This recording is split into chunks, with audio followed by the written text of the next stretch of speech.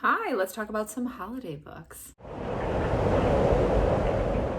Hi, I'm Colleen Delaney. If you're new here, I talk about books and writing. Today I'm going to tell you about some of my favorite holiday reads and what's on my TBR for this year. If it's your first time here and you enjoy yourself, please like, subscribe, hang out occasionally on this channel. As a writer, I have never written a Christmas story or a Yule story. If you know, I write like witchy books, so Yule would be probably more appropriate. But I do enjoy one or two holiday books every year to sort of get me in the spirit or just enjoy the spirit I'm already in. So today I'm going to tell you about some of my favorites and then some of the ones that I have on my TBR for this year, which is more than I'll probably read this year, but we'll see. Maybe I'll go crazy. I have to start with my all-time favorite, which is my very beat up copy, and I've talked about this before. It's My True Love Gave to Me. I Lost the Dust Jacket years ago. I've read this probably like 7 or 8 times. It is a short story collection of 12 quick holiday themed young adult romances. And there are some really good authors in here. I'm going to read them to you. Rainbow Rowell, Kelly Link, Matt de la Pena, Jenny Han, Stephanie Perkins, David Leviathan, Holly Black, Gail Forman, Myra McIntyre, Kirsten White, Allie Carter, and Laini Taylor. And I'll just tell you about my favorites. So my 3 favorites are Angels in the Snow by Matt de la Pena, It's a Yuletide Miracle of Charlie Brown by Stephanie Perkins, and The Girl Who Woke the Dreamer by Laini Taylor. And they're wildly different. The best thing about this is if you're doing like a book club and you want to read something holiday-y, this is great because no matter what kind of reader you are, you're going to find a story in here you absolutely adore.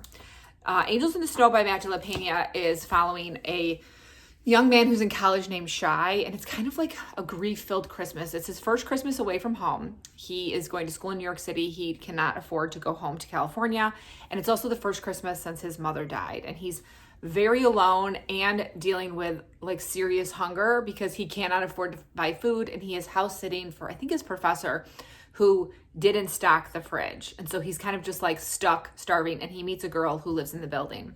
It's beautiful. It might make you cry though. Next, It's a Yuletide Miracle of Charlie Brown by Stephanie Perkins is like a Hallmark movie. We've got Marigold, and she and her mom are having their first Christmas in their new apartment after they found out that they were their dad's secret family. Like she was her dad's love child, and he left and went back to his real family. And she decides she wants to try and buy a Christmas tree. And she goes to a Christmas tree lot and meets a boy named North, and it's so much fun and wonderful. I've never met anyone who's read this book and disliked that story, because I have made a lot of my friends and cousins read this. And then lastly, The Girl Who Woke the Dreamer by Laini Taylor is like a gorgeous fairy tale, high fantasy. The writing is unspeakably beautiful. So we're on this island that's not real, but it's like a failed colony basically, and pretty much every kid there is an orphan, and Neve is our main character. And she has finally aged out of childhood, and she is being courted for marriage by this really, really bad man who's their reverend, and he's buried, I think, like 3 wives already. And she also starts getting courted by an old god that she woke up. Wonderful, wonderful. So this one is fantastic. Next, I have Walking in a Witchy Wonderland by Juliet Cross. Similar to that, this is a collection of short stories and 1 novella. It is in the Stay a Spell series. So I would say that you have to have read at least 1, maybe 2, maybe 3 books in the Stay a Spell series to kind of get it. But we get a continuation of Nico and Violet. We get a continuation of Mateo and Evie. We get a continuation of Isadora and Devraj. We get an intro of Livy and Gareth because this comes out before their book. And then we get a short novella of Charlie and JJ, who are their friends, who when I got this book, I was like, I don't really care about Charlie and JJ. They're like side characters, whatever. Their story was so good. It was so good. I was so surprised. I was like, I didn't know I needed their love story novella. I did. Wonderful. These are witchy. They don't all take place in the same year. So like sometimes the story is Christmas/Yule. Sometimes the story is New Year's. You're jumping around the winter holidays, and it was super fun. Next, I have an ebook for this one, so I will pop the cover up here, but it's A Poinsettia Paradise Christmas by Janine Amesta. I say poinsettia, but I've learned that a lot of people say poinsettia, and when you look at it, which I have it pulled up right here, the phonetic spelling does look like poinsettia, but I always grew up saying poinsettia. So please tell me how you grew up saying it. And my mom was a huge poinsettia fan. We had them all over the house, even though they're very poisonous. And I just have memories of like my toddler age siblings like going for the leaves. My mom's being like, don't touch those. I don't put poinsettias in our house. This is the second book in the Love and El Dorado series. You don't have to read the first one in order to enjoy this. It works very well as a standalone. We follow Natalie, who is a Grinch, and she works at a coffee shop. She loves Halloween. She's not into Christmas. And I loved her because that's very much how I was in my 20s when I worked in a bookstore. Like, I did not like Christmas at all because it was a very stressful time of year for work, and I loved Halloween. And she meets Mason one day, whose family owns a Christmas tree farm, and they have like a connection, but she's very much closed off. She doesn't do relationships, and his last relationship got him in a lot of trouble. But then she ends up working the coffee truck at the Christmas tree farm, and you get a lot of fun Christmassy hijinks, like a Hallmark movie, but spicier. Not like hardcore spice, but there is spice in it, just to give you a heads up. If you are instead looking for historical romance this Christmas, I recommend A Kiss for Midwinter by Courtney Milan. It's in the Brothers Sinister books, but it's one of the novellas. That book has like some novels and some novellas. This one is a novella. If you haven't read Courtney Milan, I really like her stuff because a lot of her books don't have a noble hero or heroine. They're just like normal people living in, I want to say we're more like early Victorian England is our time period, because it's not Regency. So you get a little bit more like industry and stuff going on in this series. This story ended up being like a little bit deeper than I thought it would be. I thought it would just be like a quick Christmas novella, but we're following Lydia, and she is like trying her best to be happy. But she did something when she was younger that's kind of affected the rest of her life, and she still struggles with it. Then she meets Dr. Jonas Grantham, who knows her secret, and she's kind of like horrified that he knows her secret, but also very intrigued by him.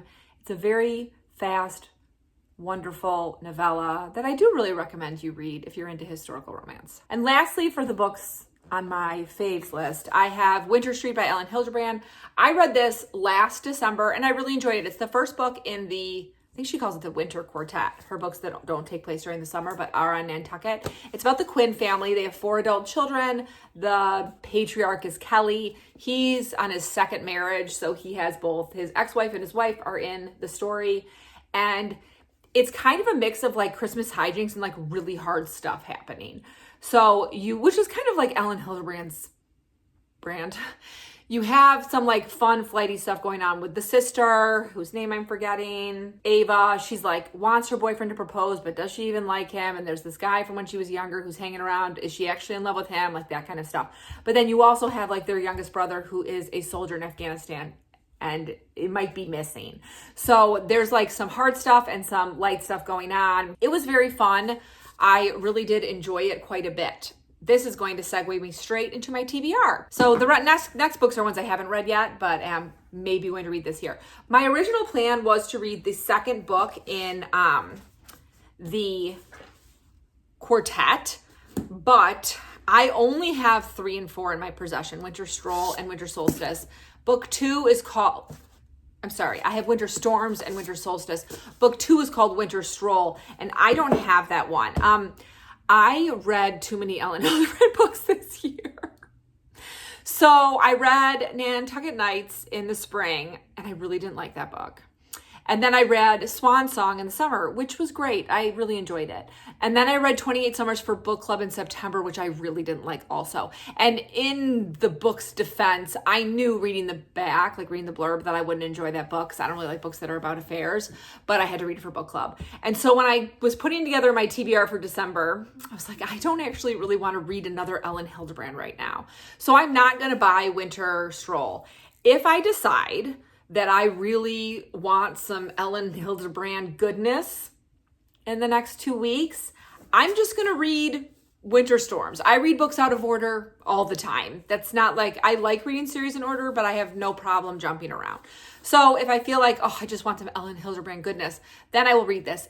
If not, I'm going to save these for next year and then do better. I'm not going to read an Ellen Hildebrand book in spring this year. I'll read my one summer and then hopefully my one winter, and that'll be easier. Next on my TBR is The Christmas Fair Affair by Olivia Talmont. This is like a cozy British mystery that takes place at a Christmas fair in the English countryside, which sounds lovely. We have Lady Harriet, who's like returned to her ancestral home. How fancy. After a heartbreak, and she's gonna help run the fair with like a bunch of other women who live around there. And then the hero / her sidekick is Luca Giordano, who is Italian, and seems like he has a shadowy past. And stuff starts happening at the fair, things go missing, and Lady Harriet has to figure out what is happening. And I think Luca's going to help her out. And that just seemed like a really fun, cozy mystery to read this month. Next, I just got this because it was on sale for like $1.99. And I've been like wanting to read this book for like 5 years. I remember the podcast I used to listen to a ton, Heaving Bosoms, they reviewed it. And it's called How the Duke Stole Christmas. And it's a quartet of 4 novellas that take place around Christmas in different historical time periods. The author lineup is insane because it's Tessa Dare, Sarah McLean, Joanna Shoup, and Sophie Jordan. Those are some of my favorite historical romance authors. I cannot believe I haven't read it yet.